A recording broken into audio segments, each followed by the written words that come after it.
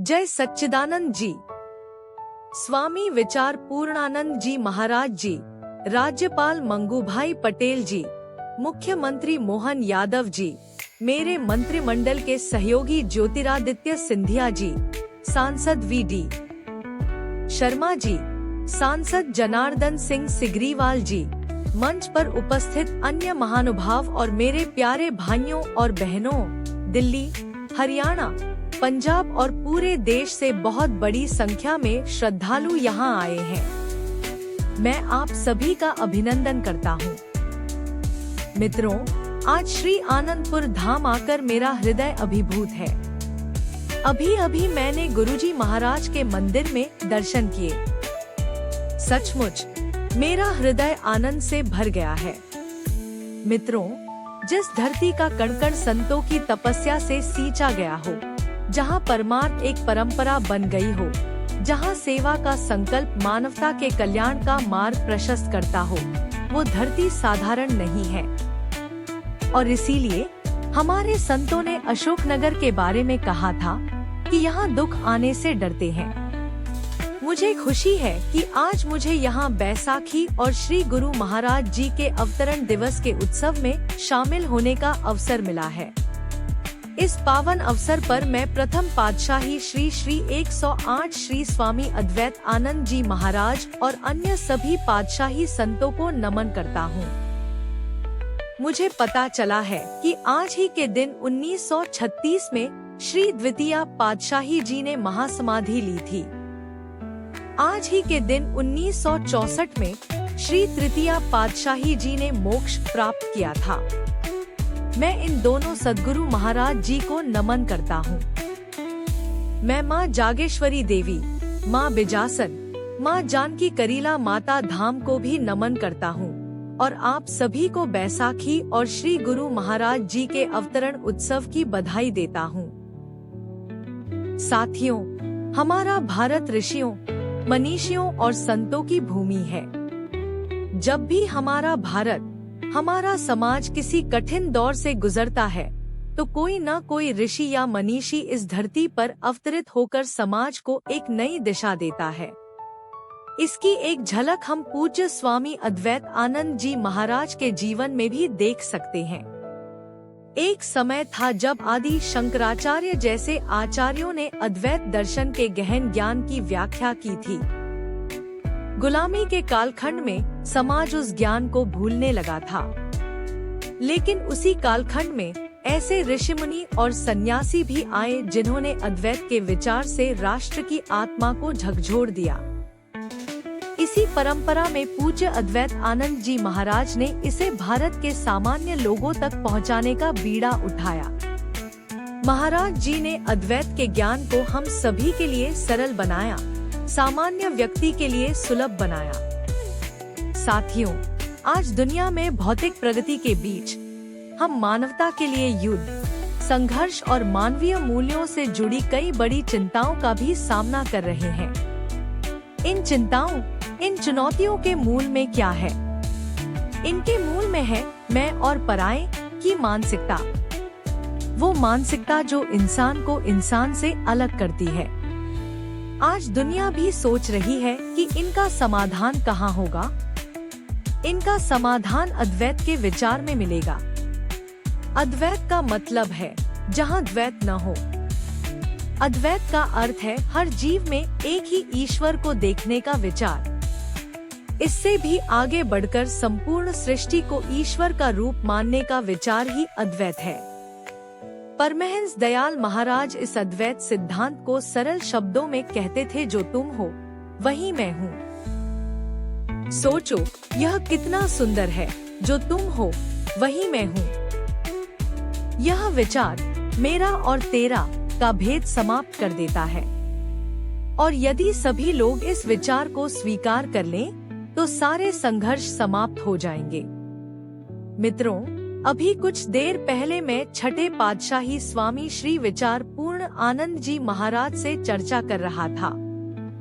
प्रथम पातशाही परमहंस दयाल महाराज जी के विचारों के साथ साथ वे मुझे आनंद धाम की सेवा गतिविधियों के बारे में भी बता रहे थे।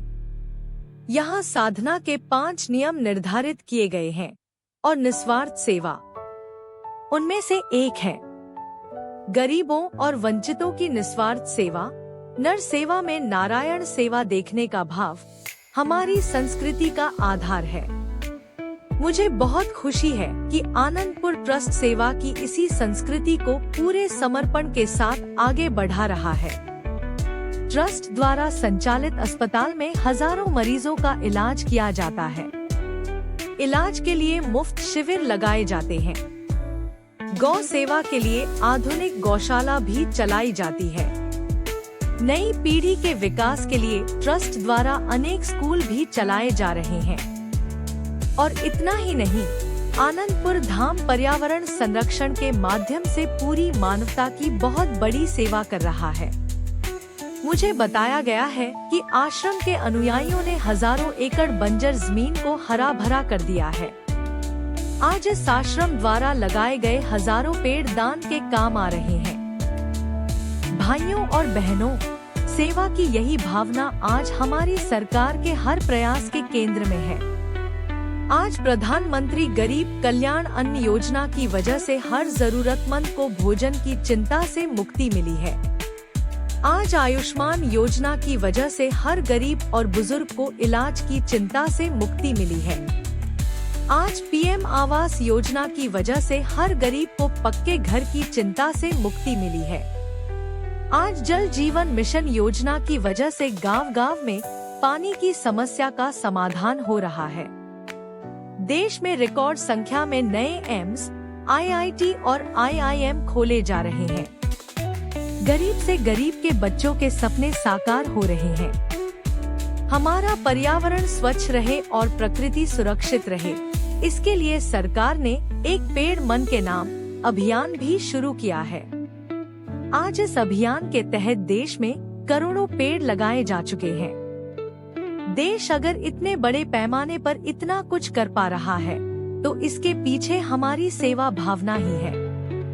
गरीबों और वंचितों के उत्थान का संकल्प, सबका साथ, सबका विकास का मंत्र, यही सेवा भावना आज सरकार की नीति और समर्पण है। साथियों, जब हम सेवा के संकल्प के साथ जुड़ते हैं, तो हम दूसरों का भला तो करते ही हैं। सेवा की भावना हमारे व्यक्तित्व को भी निखारती है, हमारी सोच को व्यापक बनाती है। सेवा हमें अपने निजी दायरे से बाहर निकालकर समाज, राष्ट्र और मानवता के बड़े उद्देश्यों से जोड़ती है। हम सेवा के लिए एकजुट होकर काम करना सीखते हैं। हम जीवन के अलग अलग पहलुओं को समझते हैं। आप सभी सेवा कार्य के लिए समर्पित लोग हैं। आपने अपने जीवन में अनुभव किया होगा, कठिनाइयों से लड़ना और फिर उन पर विजय प्राप्त करना। सेवा करते समय हम ये सब आसानी से सीखते हैं। इसलिए मैं कहता हूँ, सेवा एक साधना है। ये ऐसी गंगा है जिसमें हर व्यक्ति को डुबकी लगानी चाहिए। साथियों, अशोकनगर और आनंदपुर धाम जैसे ये क्षेत्र, जिन्होंने देश को इतना कुछ दिया है, उनका विकास भी हमारी जिम्मेदारी है। ये क्षेत्र कला, संस्कृति और प्राकृतिक सुंदरता से भरपूर है। यहाँ विकास और विरासत की अपार संभावनाएं हैं। इसलिए हम एमपी और अशोकनगर में विकास को तेज गति से बढ़ा रहे हैं। चंदेरी हैंडलूम को नई ऊंचाइयों पर ले जाने के लिए चंदेरी साड़ी को जीआई टैग दिया गया है। प्राणपुर में क्राफ्ट हैंडलूम टूरिज्म विलेज की शुरुआत हुई है। इससे इस क्षेत्र की अर्थव्यवस्था को भी नई गति मिलेगी। मध्य प्रदेश सरकार ने उज्जैन सिंहस्थ की तैयारियां पहले ही शुरू कर दी हैं। भाइयों और बहनों, अभी कुछ दिन पहले ही रामनवमी का भव्य पर्व मनाया गया। हम देश में राम वनगमन पथ का विकास कर रहे हैं। इस राम वनगमन पथ का एक अहम हिस्सा मध्य प्रदेश से होकर गुजरेगा और हमारा मध्य प्रदेश तो पहले से ही अद्भुत और अद्भुत है। इन कार्यों से इसकी पहचान और मजबूत होगी। साथियों, देश ने 2047 तक विकसित भारत बनने का लक्ष्य रखा है। हमें पूरा विश्वास है कि हम इस लक्ष्य को अवश्य प्राप्त करेंगे। लेकिन इस यात्रा में हमें कुछ महत्वपूर्ण बातों का हमेशा ध्यान रखना होगा। हम देखते हैं कि दुनिया के कई देश विकास की यात्रा में अपनी संस्कृति से कट गए, अपनी परंपराओं को भूल गए। भारत में हमें अपनी प्राचीन संस्कृति को बचाए रखना है। हमें यह ध्यान रखना है कि भारत जैसे देश में हमारी संस्कृति सिर्फ हमारी पहचान से जुड़ी नहीं है। हमारी संस्कृति ही हमारी ताकत को मजबूत करती है। मुझे खुशी है कि आनंदपुर धाम ट्रस्ट इस दिशा में अनेक कार्य कर रहा है। मुझे पूरा विश्वास है कि आनंदपुर धाम के सेवा कार्य विकसित भारत के संकल्प को नई ऊर्जा के साथ आगे ले जाएंगे। एक बार फिर आप सभी को बैसाखी और श्री गुरु महाराज जी की जयंती की हार्दिक बधाई। बहुत बहुत बधाई। जय श्री सच्चिदानंद। इस प्रकार की कथा, रोचक कहानियाँ और सुविचार सुनने के लिए कृपया आप अपने इस YouTube चैनल को लाइक, शेयर और सब्सक्राइब करें। धन्यवाद।